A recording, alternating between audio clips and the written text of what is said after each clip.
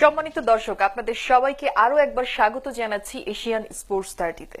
জামিল ভাই, যে কথাটি বলছিলাম আসলে বিপিএল নিয়ে আলোচনা হচ্ছিল, একটু জানতে চাই যে এই যে আমরা সিকিউরিটি নিয়ে আসলে অনেক কথা বলি, আমাদের অস্ট্রেলিয়া টিম যখন তাদের সাথে আমাদের একটা ম্যাচ হবার কথা ছিল, সেই সময় আমরা সিকিউরিটি নিয়ে অনেক কথা বলেছি, অনেক কিছু শুনেছি এবং তারা এসে দেখে গিয়েছে।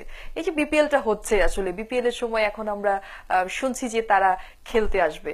সো এইখানে তারা আসলে কোন সিকিউরিটির ভিত্তিতে আসলে খেলতে আসবে? এই সিকিউরিটিটা আসলে কি, কোন সিকিউরিটি? মানে আমি সকালে আজকে যখন পত্রিকা দেখছিলাম, আমি দেখলাম যে এমন এমন খেলোয়াড়দের নাম দেওয়া হয়েছে যারা অলরেডি নিশ্চিত করেছে যে তারা আসবে, চুক্তি করেছে তারা। যেমন সাঙ্গাকারা চুক্তি করেছে, দিলশান চুক্তি করেছে, ক্রিস গেল চুক্তি করেছে, শহীদ আফ্রিদি চুক্তি করেছে। এরকম ওয়ার্ল্ড ক্লাস প্লেয়াররা চুক্তি করেছে। তার মানে কি? তার মানে হচ্ছে আমাদের দেশ মোটেই অনিরাপদ জায়গা নয়। এবং যদি বিন্দুমাত্র অনিরাপত্তার কোনো ব্যাপার থাকতো, আমি নিশ্চিত করে বলতে পারি সাঙ্গাকারা, ক্রিস গেইল, দিলশান, আফ্রিদির মতো খেলোয়াড়রা, আফ্রিদি ঠিক আছে, আফ্রিদি পাকিস্তানের প্লেয়ার, আমাদের সাথে ওদের একটা আছে, কিন্তু ক্রিস গেইল, সাঙ্গাকারা, দিলশান, যেখানে নাকি সাঙ্গাকারা দিলশানের কথা আমি স্পেশালি বলবো, তাদের নাকি একটা অভিজ্ঞতা আছে, ভয়াবহ অভিজ্ঞতা আছে।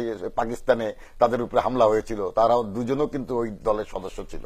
সুতরাং এই ধরনের প্লেয়াররা যখন বাংলাদেশে আসার জন্য ইতিমধ্যে চুক্তি করে ফেলেছে, এটা কি প্রমাণ করে না ক্রিকেট বিশ্বের কাছে যে বাংলাদেশ মোটেই অনিরাপদ জায়গা নয়? এক বিন্দুমাত্র যদি তাদের নিরাপত্তার অভাব বোধ করতেন তারা, আমার মনে হয় না তারা এই চুক্তিটা করতেন। সবচেয়ে বড় কথা কি মিশু, আর গত 30-35 বছরে আমাদের যদি ক্রীড়ার ইতিহাস দেখা যায়, অনেক বড় বড় টুর্নামেন্ট, ওয়ার্ল্ড কাপ আমরা করেছি, আজ পর্যন্ত একটা সিঙ্গেল ইনস্ট্যান্স কেউ বলতে পারবে না যে বাংলাদেশে ঘটেছে। সুতরাং সব মিলে এটা আসলে অন্য কোনো ব্যাপার আমার মনে হয় এখানে কাজ করেছে, যার সাথে আসলে ক্রিকেটের কোনো সম্পর্ক নেই।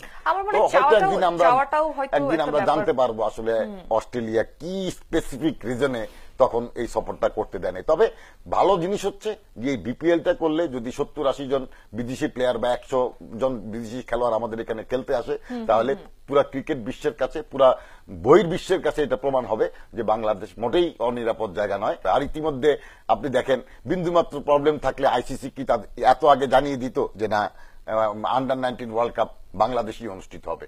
তার মানে আইসিসিও নিশ্চিত যে বাংলাদেশের নিরাপত্তাজনিত আসলে কোনো সমস্যা নেই। ইতিমধ্যে তারা কিন্তু ডিক্লেয়ার করে দিয়েছে যে এই ব্যাপারে কোনো ধরনের কোনো সংশয়ের অবকাশ নেই। 2016 আন্ডার-19 ওয়ার্ল্ড কাপ যে জানুয়ারির আমাদের 22 তারিখে হওয়ার কথা ছিল, সেটা জানুয়ারি 22 তারিখে বাংলাদেশই অনুষ্ঠিত হবে। না, আমরা আসলে বাংলাদেশিরা আসলে সবাইকে খুব মানে সাদরে আসলে আমন্ত্রণ জানাই, এবং আমাদের কিন্তু যেই অতিথি আপ্যায়ন সেটা কিন্তু আমরা করতে ভুলি না। এটা মাইকেল ক্লার্ক কিন্তু বলেছে যে উপমহাদেশে বাংলাদেশ, ভারত, শ্রীলঙ্কা আমরা সবচেয়ে বেশি আতিথেয়তা পাই। মাইকেল ক্লার্ক নিজে বলেছে।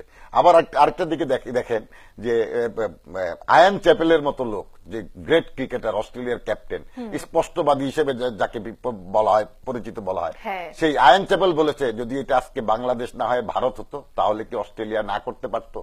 সেটাই। আসলে আমরা অর্থনৈতিকভাবে একটু দুর্বল, আমরা গরিব দেশ, সেজন্য অনেকে একটু কিছু ঘটলেই আমাদের উপর সুযোগটা নিয়ে ফেলতে চায়, যেটা খুবই দুঃখজনক। আসলে আমি এই বিষয়টি আপনার কাছ থেকে শুনবো, কিন্তু আমি একটু থামিয়ে দিতে চাই, ছোট্ট একটা বিরতিতে যেতে চাই। প্রিয় দর্শক, ছোট্ট একটা বিরতিতে যাচ্ছি, আশা করছি সাথে আছেন, সাথেই থাকবেন, ফিরছি খুব শীঘ্রই।